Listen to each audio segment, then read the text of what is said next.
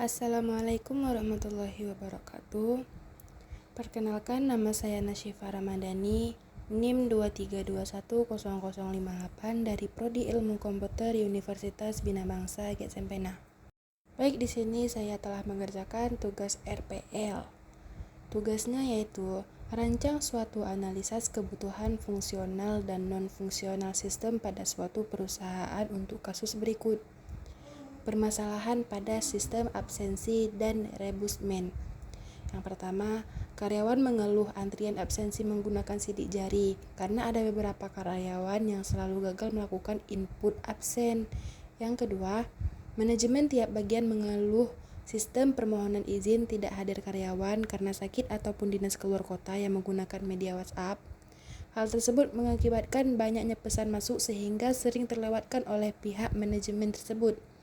Yang ketiga, sistem rebusmen yang masih manual dan menggunakan kertas mengakibatkan proses menjadi lebih lama dan terbelit-belit. Yang keempat, pimpinan perusahaan meminta apakah ada kemungkinan pembangunan sistem baru yang terintegrasi untuk permasalahan-permasalahan tersebut. Sekarang kita masuk ke pokok bahasan. Yang pertama, ada analisis kebutuhan fungsional. Kebutuhan fungsional adalah fitur-fitur spesifik yang harus dimiliki oleh sistem untuk memenuhi kebutuhan pengguna. Berikut adalah beberapa kebutuhan fungsional yang dapat diidentifikasi dari permasalahan yang ada. Yang pertama adalah modul absensi. Absensi menggunakan metode yang lebih akurat selain sidik jari, misalnya facial recognition atau QR code. Yang kedua, ada fitur pelacakan lokasi untuk absensi di luar kota. Yang ketiga, ada notifikasi otomatis kepada HRD atau atasan langsung jika ada karyawan yang tidak melakukan absensi. Yang terakhir ada laporan absensi yang detail dan dapat diakses oleh berbagai level manajemen. Yang kedua, ada modul permohonan izin. Formulir permohonan izin yang mudah diakses melalui aplikasi atau web. Alur persetujuan yang jelas dan terstruktur. Yang ketiga, ada notifikasi otomatis, pendataan langsung dan HRD terkait status permohonan. Yang terakhir, ada dokumentasi permohonan izin yang tersimpan secara digital. Baik, lanjut ke slide selanjutnya. Ada modul reimbursement, yaitu formulir pengajuan reimbursement yang dapat diisi secara online. Yang kedua, ada lampiran bukti pengeluaran yang dapat diunggah secara digital. Yang ketiga, ada alur persetujuan yang jelas dan terstruktur. Yang keempat, ada integrasi dengan sistem keuangan perusahaan untuk memproses pembayaran.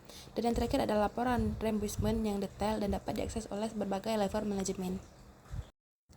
Next ke modul integrasi. Yang pertama ada integrasi antara modul absensi, permohonan izin, dan reimbursement. Yang kedua ada integrasi dengan sistem HRIS yang sudah ada jika ada.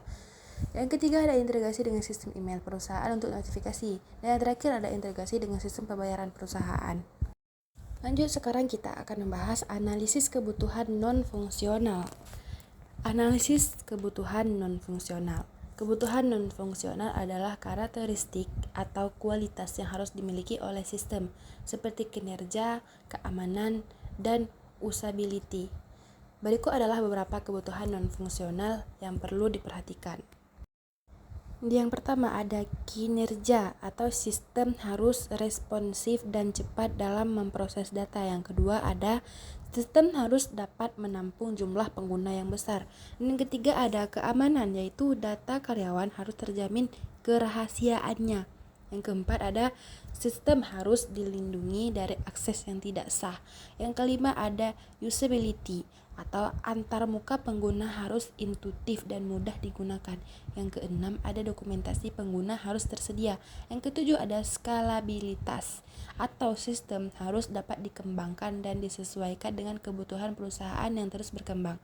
Dan yang terakhir ada ketersediaan, yaitu sistem harus memiliki tingkat kecerdasan yang tinggi.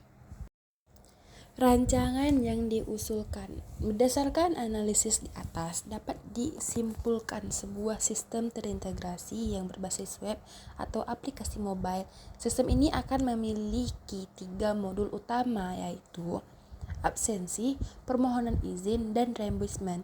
Masing-masing modul akan terhubung satu sama lain dan terintegrasi melalui sistem-sistem yang relevan.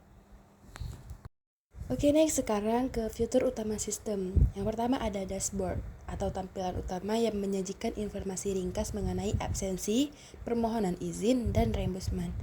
Yang kedua ada notifikasi, yaitu sistem akan mengirim notifikasi kepada pengguna terkait status permohonan atau persetujuan atau tugas yang belum selesai. Yang ketiga ada laporan, yaitu sistem akan menghasilkan berbagai jenis laporan yang dapat digunakan untuk analisis yang mengambil keputusan.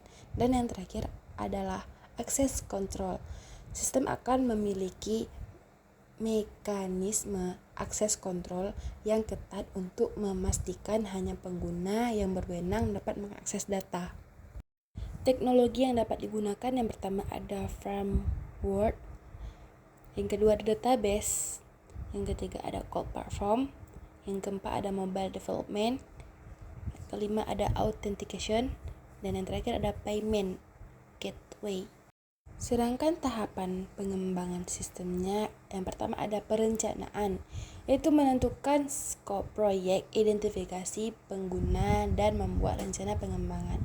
Yang kedua ada analisis, yaitu melakukan analisis kebutuhan secara lebih detail dan membuat desain sistem. Yang ketiga ada perancangan, yaitu membuat desain interface, database, dan arsitektur sistem.